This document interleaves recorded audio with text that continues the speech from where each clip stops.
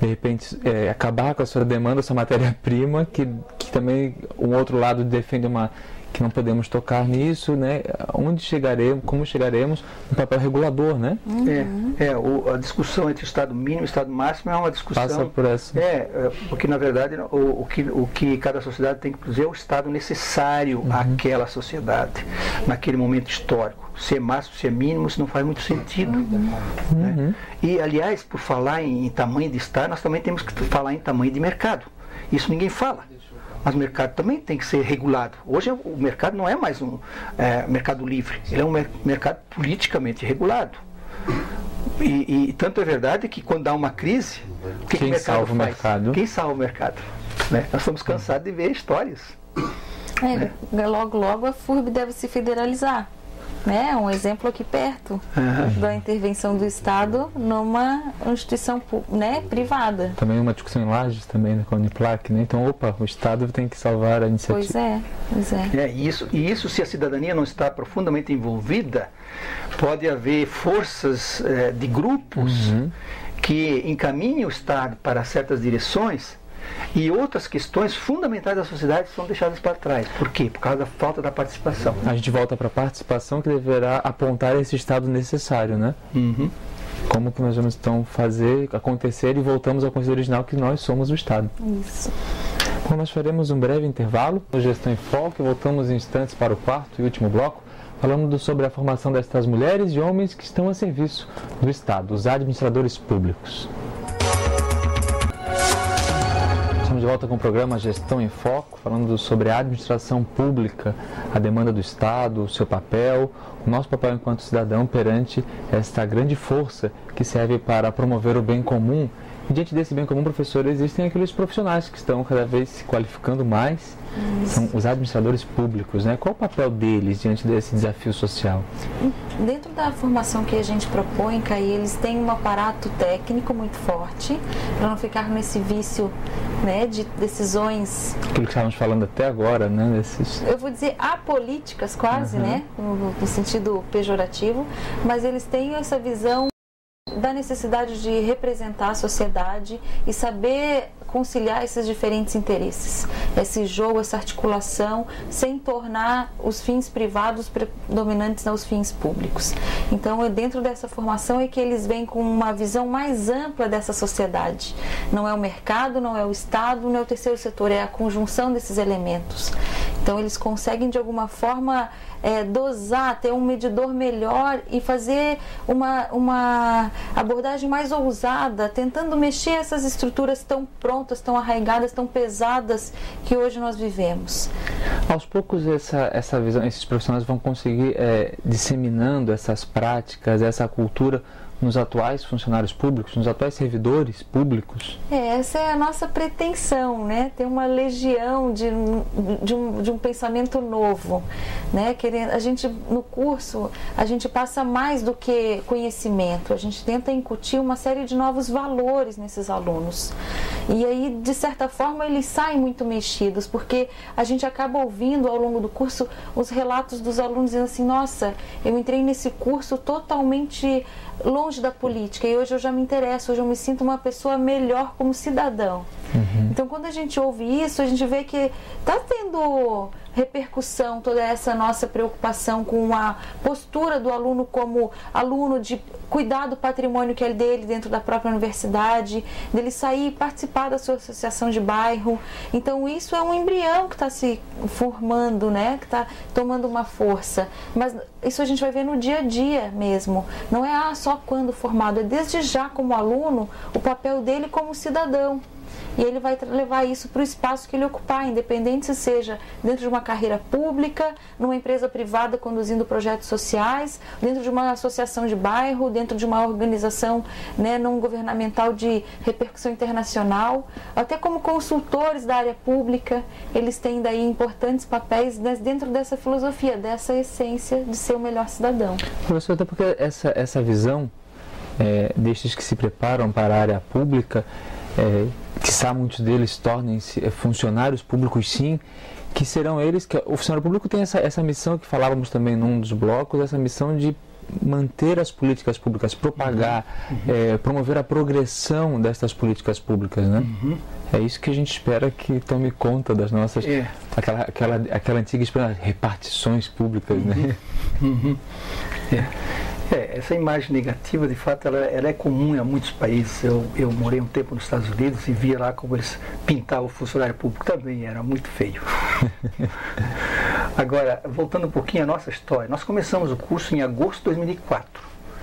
Naquele momento havia no Brasil em torno de uma dúzia de cursos de administração pública. Hoje nós temos quase 200. Quer dizer, é uma mudança significativa, porque se descobriu que a administração pública era outro campo. Até ali se confiava no economista, no administrador de empresas. Essa visão econômica predominava. O contraciclo começa ali. Nós não sabíamos disso. Nós, enquanto participantes da história daquele momento, de criar o curso e enfrentar as primeiras dificuldades, sem professor, o aluno chegando e dizendo: o que é isso? O que eu vou fazer quando tiver diploma? O aluno fazia essa pergunta. Por quê? Porque na cabeça dele a estrutura da administração pública está aí, está funcionando. Se não tem gente preparada para a administração pública, mas tem gente lá que está fazendo isso. Quem são que está fazendo? Não é a gente, não somos nós.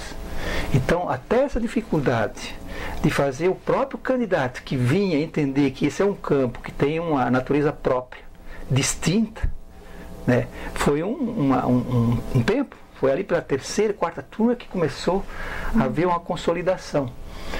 E começou a crescer. Esse livro, inclusive, nós usamos ele desde o começo, desde a terceira turma, um ano depois do início do curso. Nós descobrimos esse livro, traduzimos e foi um livro que a própria editora não teve interesse. Vamos mostrá-lo aqui, professor? Vamos. A própria editora não teve interesse em publicar o livro na época. Traduzido. Foi só no final de 2009 que ela se interessou. Essa aqui já é a 6ª edição americana. Nós começamos com a 4ª. E a grande novidade dessa edição em particular é justamente o conceito de governança democrática em rede, que é um tópicozinho que a gente também está pensando em dizer algumas palavras em relação à formação do nosso estudante hoje. A governança democrática em rede, quer dizer, o esforço de governo feito por esses 3 setores, usando as tecnologias que nós temos hoje, as tecnologias da informação, né? As plataformas de governo, né? Trabalhar com a interoperabilidade. Então, a gente tem recursos muito mais avançados, o que favorece daí uma atuação muito mais consistente desses administradores públicos. Então, nessa tentativa de manter esse quadro técnico, eles vão ter uma qualidade muito melhor para se tomar essas decisões e dar o amparo para o político poder conduzir o negócio público. Promovendo também essa participação, essa presença do público, do cidadão nessa esfera. Eu acho que o próprio político pode ganhar com essas tecnologias hoje. É um desafio para nós, como escola, né, de alguma forma, através dessas novas tecnologias, puxar o político para dentro desse campo do conhecimento da administração pública. Essa é uma coisa até que eu ia abrir aqui para a gente, antes de encerrar o programa. A professora falou, muitos dos alunos já vão despertando, já se tornam cidadãos mais atuantes nas suas esferas comunitárias, associações, mas muitos também indo aos partidos políticos se fazer presente, levando essa discussão para dentro dos partidos, né? Mas há um movimento inverso também, já os políticos que acordam que precisam se adequar, mudar a sua postura, procurarem o curso, ou ainda está meio lento? A gente teve a semana passada, inclusive, uma reunião com o secretário de Estado, o Felipe Melo, justamente para buscar uma parceria com a escola, para criar o estágio nas secretarias de desenvolvimento regional de todo o Estado, para que o nosso aluno tenha um campo de estágio, mas não isso, mas para ajudar a profissionalização das SDRs. Então a gente tem os dois lados, o reconhecimento do campo por parte dos gestores públicos já estabelecidos, políticos, né, e também das organizações já do Estado, e também a busca pelos alunos por esses espaços de maior representatividade. E temos agora também a escola de governo, né? Tivemos uma experiência anterior de escola de governo que era promovida a partir lá de São Paulo, como é que era o nome, o Coders Comparato, né? Que começou a organizar, e que Santa Catarina foi o segundo estado, na década de 90 já, que o professor Jacó Anderle encabeçou aqui, por vários anos, que era um esforço de trazer os candidatos a postos eletivos para discutir a administração pública. Agora, o governo anterior do Estado criou a escola, a ENA Brasil, né? Com um convênio com a França.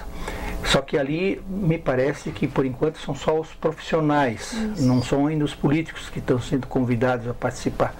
Seria interessante se também abrisse uma janela, né, para trazer os próprios interessados nas eleições, né, participar disso. Bom, nós estamos chegando ao final do nosso programa. Eu queria uma última fala dos nossos convidados, assim, de que maneira nós falamos sobre essa dimensão da administração pública para a sociedade, os benefícios, o papel do Estado em ser esse agente regulador, esse agente que deve se moldar às necessidades. Mas diga agora de que forma, para a gente encerrar, quem está em casa nos acompanhando, de que maneira o cidadão deve, sim, ajudar a depurar, a tornar esse Estado melhor, essa administração pública mais eficaz? Não tem saída, é só participação. A palavra é simples, mas o desafio é imenso. É como uma reunião de condomínio. A nossa cultura não prega nem a participação em reunião de condomínio, né? E aí o condomínio é uma imagem do bem comum. Quer dizer, o Estado é o nosso condomínio. Professora, e sem desanimar, né? Eu diria que é a gente acreditar e que a gente pode fazer um país que a gente sonha. Porque não adianta a gente ficar deixando os políticos criarem esse futuro se a gente não participar deles. Então, eles só vão conseguir se a gente, de fato, acompanhar tudo que está sendo feito. Então, é acompanhar mas, sobretudo, acreditar. Bom, obrigado. Agradeço a professora Patrícia Vendramini pela presença. Professor Francisco Heidemann. Agora pronunciei correto? Heidemann. Professor, obrigado pela sua presença também. Obrigado. Esse foi o programa Gestão em Foco de hoje, que trouxe para você elementos sobre a administração pública, o papel do Estado, mas como temos falado a cada encontro, que ele auxilie a nós, você e eu, a nos tornarmos cidadãos atuantes, porque, como a professora falou, a política só vai mudar, o Estado será melhor se a nossa presença for constante. Até o próximo programa com um novo tema sobre a administração pública.